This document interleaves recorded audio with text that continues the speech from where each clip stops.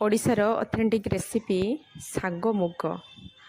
चलतु आज साग मुगर रेसिपीटी को नहीं आसी तेरे चलतु बनैबा।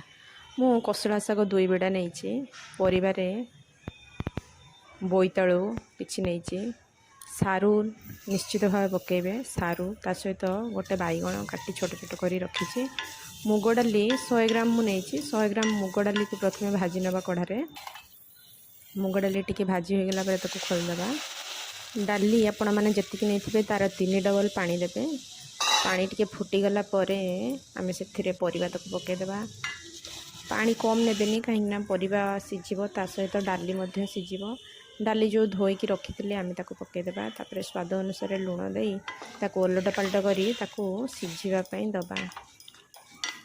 यही पंचुकर यही रेसिपीटी को आपण मैंने बनईकी खातु बिना पियाज रसुण प्रस्तुत होईछि। डाली परिवा 80% सीझीगला आम से अल्प किसी हलदी गुंड दे आउ किछि समय सीझा देवा।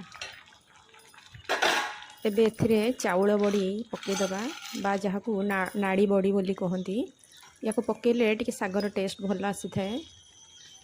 तापर चेक करिबा परिबा ता सहित नाड़ी बड़ी सब सीझी कि नहीं से साग जो काटी रखी थे पकईदेवा।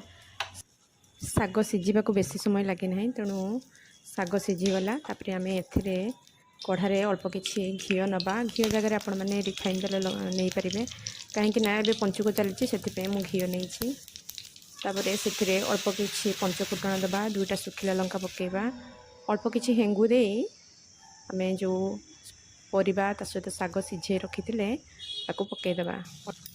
एबे रेसिपीटी संपूर्ण रूपे प्रस्तुत आपण मैंने यहाँ अरुआ भात सहित खाई पारिबे बा ओषा हो व्रत हो जो थे भी आपण मानक भल लगे आपण बनईकी खाई पारिबे एवं निजर मतामत देबे। जदि मो रेसिपीटी आपण मानक भल लगी थाए ताहले गोटे लाइक करेंगे कमेंट करेंगे शेयर करेंगे एवं आपण जदि फेसबुक पेज रे नुआ अछंती ताहले मो फेसबुक पेज को फॉलो करिनेबे एवं सब्सक्राइब करिया को जम्मा भूलिबेनी।